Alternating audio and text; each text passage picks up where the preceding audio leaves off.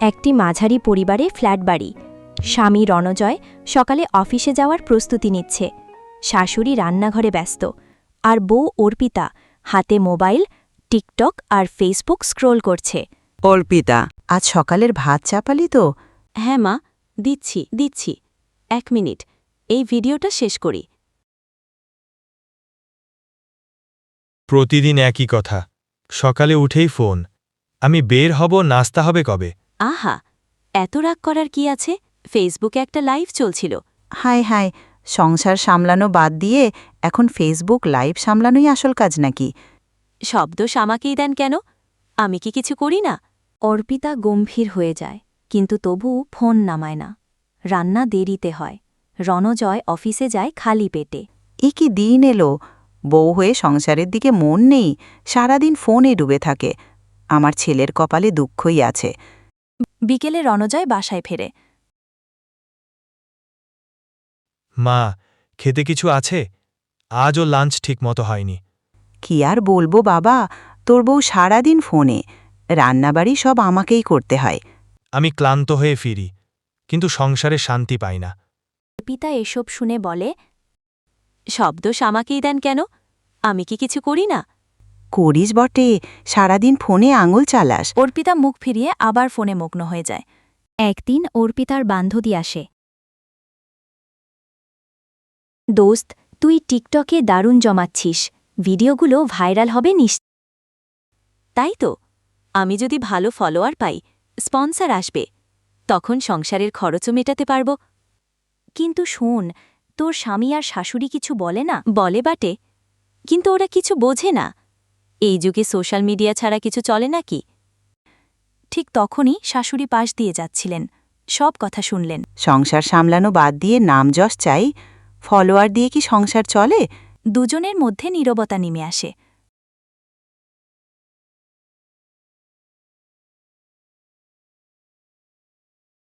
হ্যাঁ, বলো। আমি তোমার স্বামী, কিন্তু তোমার সময় পাই না। সারাদিন অফিসে কাটাই, রাতে চাই একটু শান্তি, অথচ তুমি তখনও ফোনে। তুমি বুঝবে না, এটা আমার শখ, আমার স্বাধীনতা। শখ যদি সংসার ভেঙে দেয়, তবে সেই শখের দাম কি? অর্পিতার ফোন আসক্তির কারণে সংসার প্রায় অচল। রান্না দেরিতে হয়, জামাকাপড় সময় মতো ধোয়া হয় না। একদিন তাদের ছোট্ট ছেলে রাহুল স্কুল থেকে এসে জ্বর অনুভব করে। মা, আমার শরীরটা ভালো লাগছে না। অর্পিতা ফোনে এতই মগ্ন থাকে যে ছেলের জ্বর খেয়ালই করে না। রাহুলের জ্বর বাড়তে থাকে। সন্ধ্যায় রণজয় এসে দেখে ছেলে ঘেমে জ্বর নিয়ে কাঁপছে। অর্পিতা, এ কি অবস্থা? বাচ্চা জ্বরে পুড়ছে, আর তুমি ফোনে? আমি তো ভাবছিলাম তেমন কিছু হয়নি। এই হলো ফোনের নেশার ফল। রাহুলকে দ্রুত হাসপাতালে নিয়ে যাওয়া হয়। ডাক্তার বলে, শিশুর যত্ন নিতে হবে, সময় মতো ওষুধ দিলে জ্বর এত বাড়ত না, অবহেলা করলে মারাত্মক হতে পারে। আমি কি মা হিসেবে ব্যর্থ?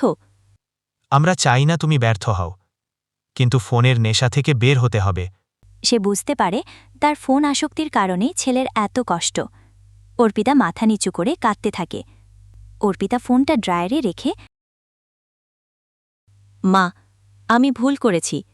সংসার, স্বামী, সবকিছু অবহেলা করেছি।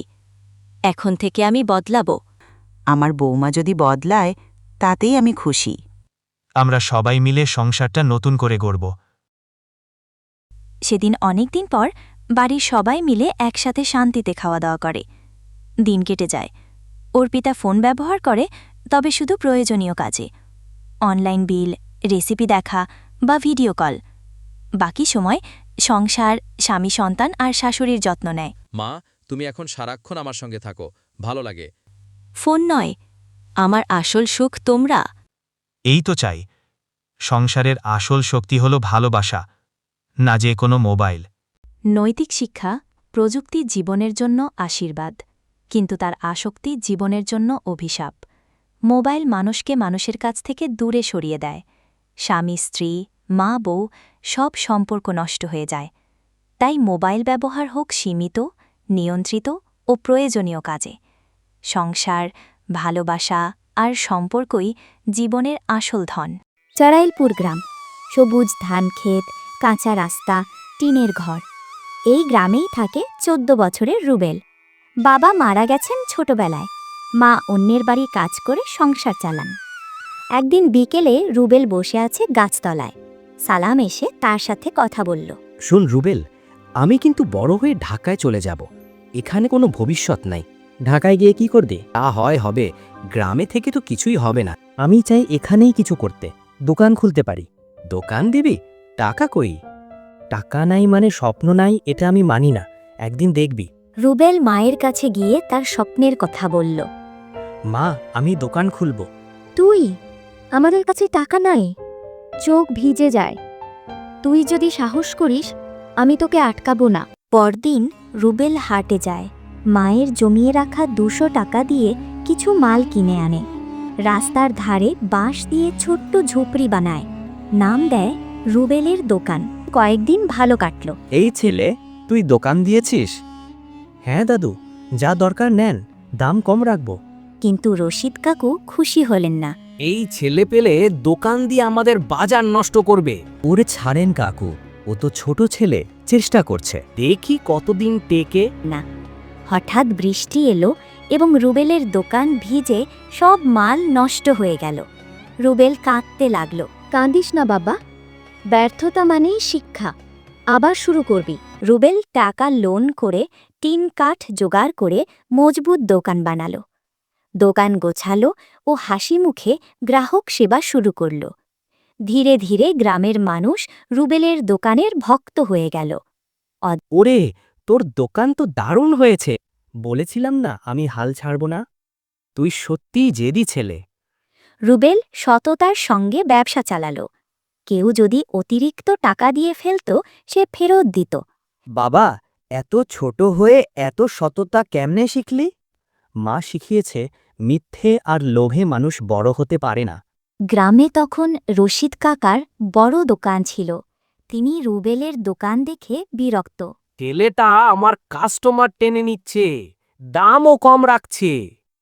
বাবা, ও তো ছোট ছেলে, এত ভয় কিসের?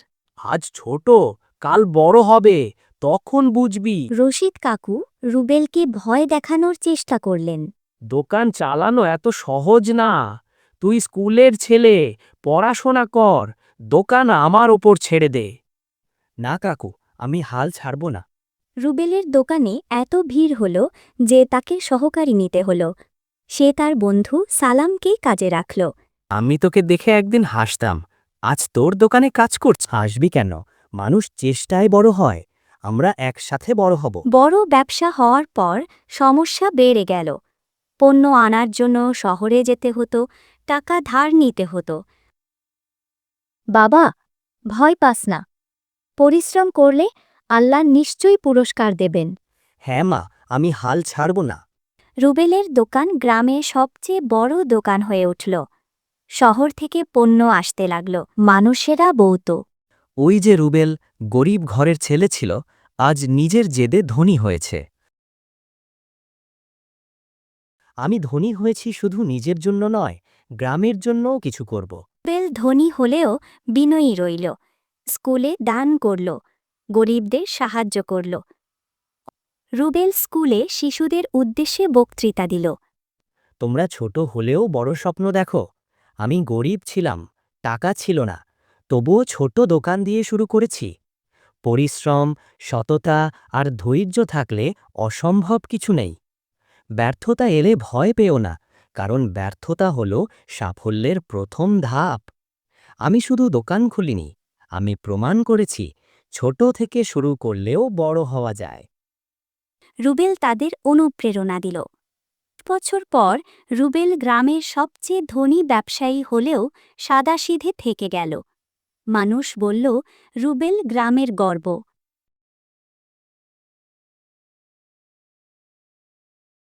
রুবেল নিজে বলল, ছোট থেকে শুরু করেও বড় হওয়া যায়। নৈতিক শিক্ষা: ১. স্বপ্ন বড় হওয়া দরকার, বয়স বা অবস্থার নয়।